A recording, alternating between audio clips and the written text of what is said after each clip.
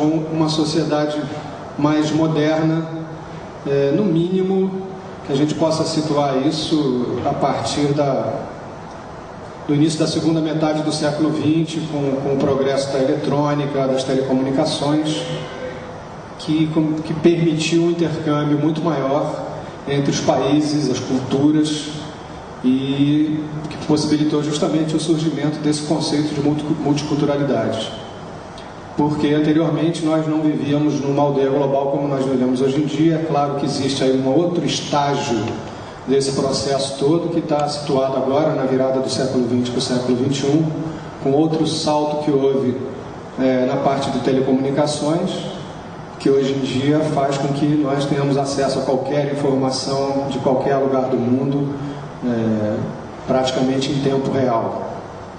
Então esse intercâmbio se tornou muito mais intenso, muito mais veloz e também muito mais perigoso, no sentido de que a gente tem muita informação e também tem muita desinformação circulando por aí. E o filtro para separar cada uma dessas coisas vai ser o filtro de cada um de nós. Então, por um lado, a questão do multiculturalismo é interessante porque é uma decorrência inevitável dessa possibilidade de intercâmbio que a gente tem hoje em dia, possibilitada justamente pelo progresso das comunicações de uma forma geral e das telecomunicações de uma forma mais específica de 10 anos para cá. Agora, o risco que existe na questão do multiculturalismo é justamente a mistura que advém disso tudo. Porque, segundo algumas linhas de pensamento mais ortodoxas, no bom sentido da palavra ortodoxa, essa mistura traz o risco da diluição de cada uma dessas culturas. Na medida em que esse intercâmbio se faz de uma forma desordenada, ele corre o risco também de esmagar determinadas culturas que sejam mais frágeis do ponto de vista de sua estrutura.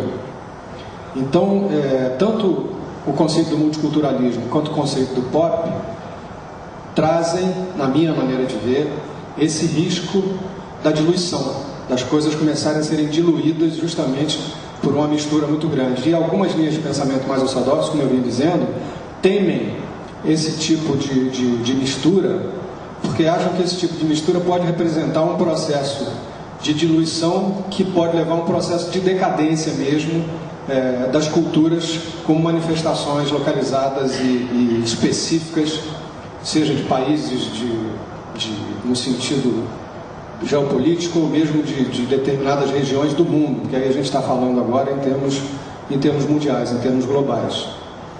Então, o que eu queria trazer para cá era essa noção de que a multiculturalidade é uma coisa extremamente interessante, porque nos enriquece profundamente na medida em que a gente pode ter acesso a informações e a culturas às quais a gente normalmente não teria acesso, e numa outra ponta, o cuidado justamente com a manutenção desses núcleos culturais para que eles não sejam atropelados pelo processo civilizatório, né? A gente pode inclusive aí fazer uma regressão a outras maneiras muito mais violentas que houve no passado, na época mesmo dos impérios coloniais, onde culturas como as nossas aqui sul-americanas, de todos os pontos do continente sul-americano, foram literalmente massacradas pelos ditos colonizadores, seja no sentido da conquista dos territórios, ou mesmo da imposição de crenças e religiões que não tinham nada a ver com a natureza dos habitantes originais desse continente. Ali a gente tem um exemplo mais contundente, mais violento, mesmo no sentido literal da palavra, do massacre que essas culturas sofreram na época da invasão espanhola, da invasão portuguesa e assim por diante. E outros impérios que atuaram em outras partes do mundo, que não a América do Sul, também promoveram esse tipo de esmagamento, vamos dizer assim.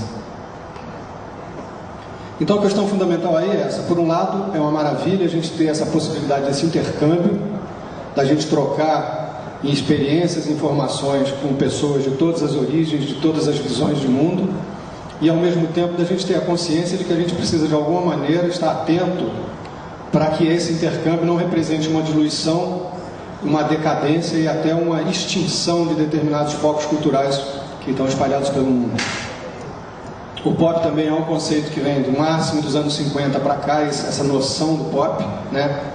O pop é explicitamente um conceito que está ligado com a diluição de certas manifestações para que elas sejam mais acessíveis e mais digeríveis por um grande público, né? Está ligado com o conceito de cultura de massa, de imagem, muito característico também de toda uma vivência que se origina na atualidade, e o pop aí não é. Na outra ponta aqui direita, Ricardo prefere ficar um pouco mais adiante. Alberto Marcicano, outro irmão querido, mais do que apresentado, super instrumentista, uma cabeça privilegiada. Existe uma metáfora muito bonita, falando em cultura pop, falando em filmes. Quem teve a oportunidade de ver o Apocalipto do Mel Gibson, em que ele fala do último dia do Império Maia, tem uma parte que um índio, ele quer fazer uma metáfora da criação do homem, então ele conta uma história. Então ele diz assim, que a águia veio e deu ao homem uma qualidade, a onça veio e deu velocidade, deu um outro animal e deu uma outra coisa. Aí alguém comenta, nossa, então agora o homem é completo, porque ele tem todas as habilidades de todos os animais. Aí aparece a coruja e diz assim, mas eu vi no homem um vazio, e esse vazio leva o homem a desejar cada vez mais. E quanto mais ele deseja, é mais ou menos assim que ela diz, e quanto mais ele deseja, mais vazio ele se sente. Ou seja, não existe nada em cultura alguma que preencha o vazio existencial que a gente sente. A gente pode preencher por um tempo. A gente fica um tempo achando que encontrou a verdade. Aí de repente a verdade nos escapa.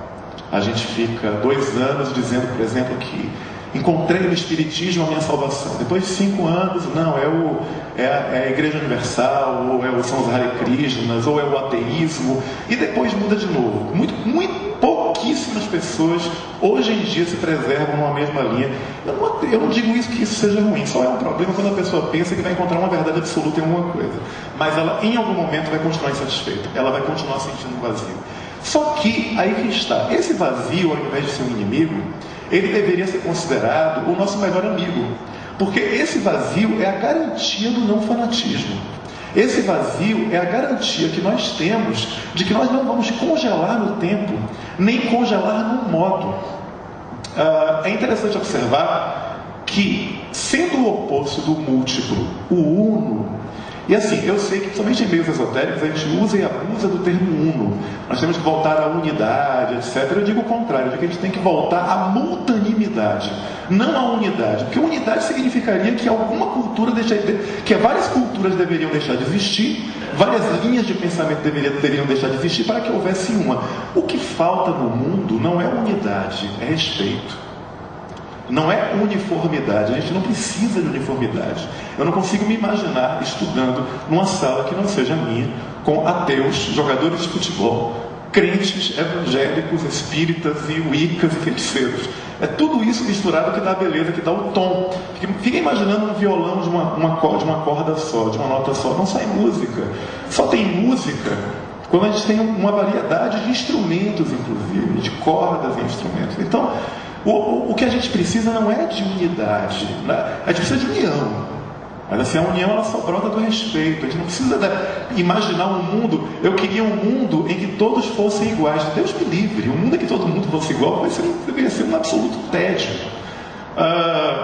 Um outro problema que eu identifico é que a gente já aborda as coisas, a gente já entra nos pensamentos, na filosofia e na cultura alheia com pensamentos pré-estabelecidos. A gente se desacostumou a observar a beleza do diferente. A gente só quer o igual. Na verdade, isso brota de um narcisismo coletivo, né? O que não é igual a mim, então é demoníaco, é maléfico. E aí a pessoa projeta a sombra no outro. É o que eu chamo de narcisismo das pequenas diferenças, né? Nós podemos acreditar em Deus, eu e vocês, mas eu cultuo de uma maneira, vocês cultuam de outra. A crença é a mesma, mas o modo de louvar a Deus é diferente. Então eu acho que o meu modo é melhor do que o seu e me autorizo a fazer um massacre em massa, por exemplo, a cometer um atentado, ao que quer que seja, né? me lembra muito uma parábola budista que fala de um discípulo que procura um monge e fala assim: mestre, eu queria que o Senhor fosse o meu mestre, eu queria que o Senhor fosse o meu orientador espiritual. Aí o mestre fala: tudo bem. Aí ele começa a falar das palestras, e cada vez que ele fala, o discípulo interrompe: não, porque inclusive eu já li sobre isso, e segundo fulano de tal é aquilo. No momento o monge interrompe e fala assim: escuta, desculpa, mas a sua xícara de chá está cheia, você tem que esvaziar a sua xícara. A gente estava estudando na semana passada, numa das aulas do nosso curso de filosofia, uma coisa que eu nunca tinha prestado atenção, mas quando a professora falou, eu achei que foi perfeito. Ela disse assim, que um erro que a gente comete muito é quando a gente abre um livro, a gente começa a sublinhar no livro as partes que a gente acha importantes. Você sublinha o livro, você marca ele para o resto da vida. Você pega o mesmo livro um ano depois, você abre e você não entende porque você sublinhou aquilo. Porque outras coisas começam a parecer importantes. E se você pega o mesmo texto e espalha para cada uma das pessoas aqui presentes, cada uma vai sublinhar uma coisa. E aí que está a beleza da coisa. Cada um percebe de um jeito. E eu não posso nunca dizer que o jeito que eu percebo é a verdade. Por isso que a filosofia se caracteriza não como um encontrar da verdade, mas como um buscar incessantemente. Quem diz que encontrou está em apuros. A gente está sempre buscando. No caso, sobre a velocidade das informações e a pequenez do nosso mundo, a internet encolheu o mundo ficou pequeno. A gente hoje em dia pode, eu acordo, você veja, eu, por mais que eu tenha demorado para chegar de São Paulo até aqui em Campina Grande, na Paraíba, se fosse na época do meu bisavô, eu teria levado vários dias ou talvez semanas de carroça. O mundo ficou pequeno hoje em dia. As comunicações permitem uma velocidade muito grande. Isso tem um lado legal, mas me chamou a atenção na fala do Waldemar uma coisa interessante, que assim, tem um lado perigoso. O perigo, eu vejo um perigo, particularmente na globalização, que é uma massificação e uma uniformização da cultura, em que os lugares deixam de ser peculiares e passam a ser uniformes.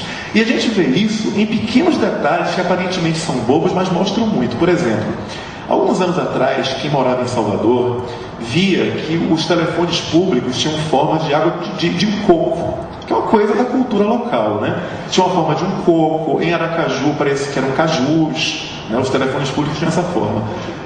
Concha de berimbau na Bahia. Hoje em dia eu conto nos dedos os telefones públicos que têm essa forma.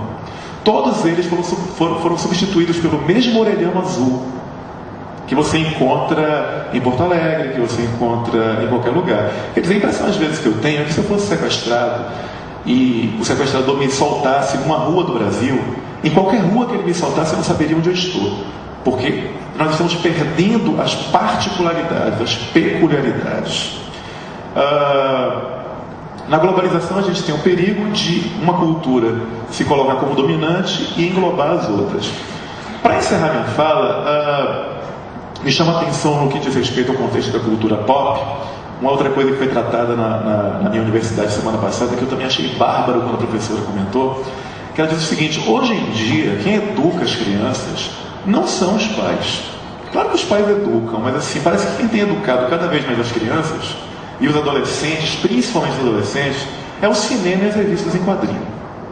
Assim, o adolescente, ele aprende, ele assimila conceitos de certo, de errado, de tolerância, muito mais lendo uma revista em quadrinhos ou num filme, do que com aquilo que o pai e a mãe super ocupados têm para ensinar.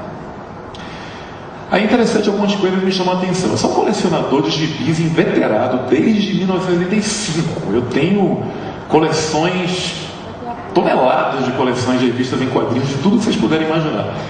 E uma coisa me chamou a atenção: quanto mais o tempo passa, menos as coisas ficaram divididas entre o bem e o mal. Antigamente a gente tinha, por exemplo, o Superman lutando contra o mal. Hoje em dia, nas revistas, existe um questionamento, na verdade, moral. O que é o mal?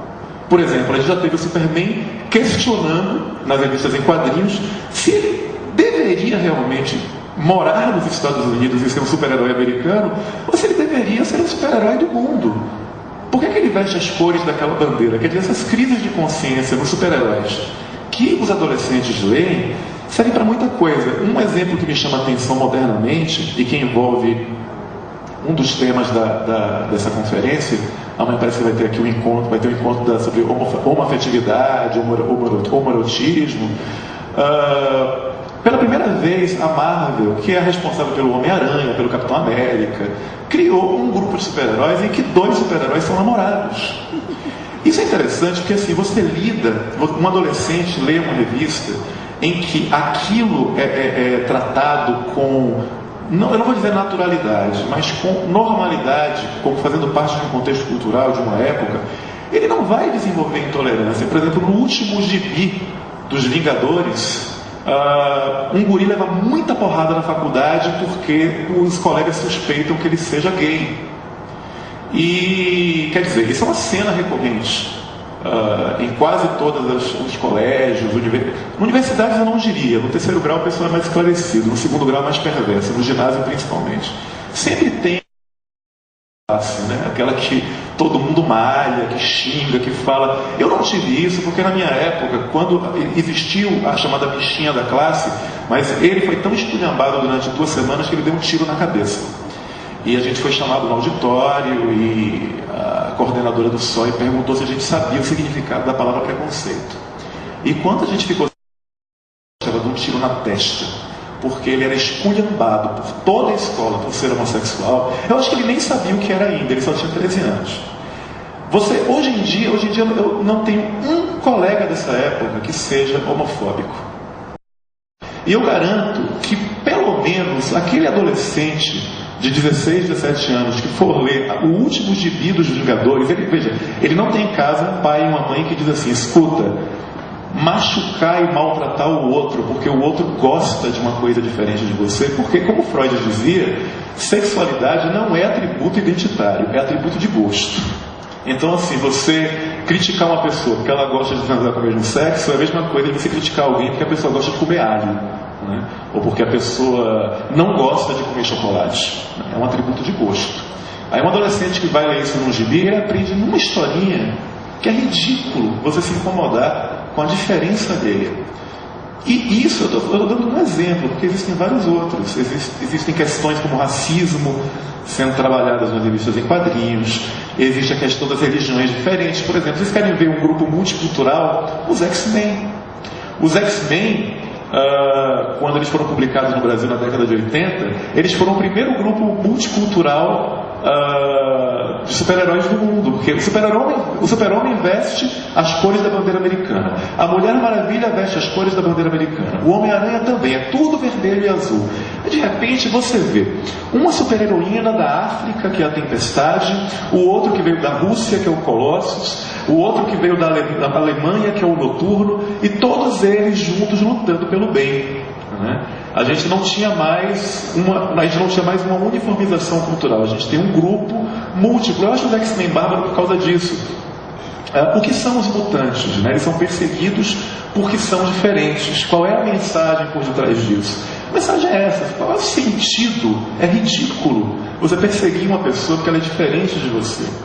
Não existe cabimento algum em a gente fazer isso. Ao mesmo tempo eu fico me perguntando, entre nós, aqui nessa plateia mesmo, aqui no público, entre nós do evento, quem será que está realmente cultivando a arte da tolerância? Porque eu tenho certeza que deve ter um ou outro que pensa assim: ai, tem ateu no evento, que absurdo. Ou então, gay, né? Mas não é um evento cristão e na Bíblia não diz que não pode. Mas assim, a questão é justamente essa: até que ponto? Tudo bem, você pode não concordar, mas até que ponto você está preparado para conviver no mesmo planeta que está ficando cada vez mais apertado com o diferente? Se vocês não se adaptarem rápido a essa realidade de que o mundo está ficando pequeno e que a gente vai ter que suportar uns aos outros, e suportar é o primeiro caminho, né? O primeiro passo. Porque eu acho que o segundo passo é você aprender a amar o outro na diferença do outro. Por isso que eu gosto muito de Tété Catalão, quando ela escreveu uma carta magna aos ignorantes, na época do Congresso Holístico, muitos anos atrás, acho que foi em 93, ela escreveu no final: ao absolutismo, ao absoluto, o nosso luto. Obrigado, gente.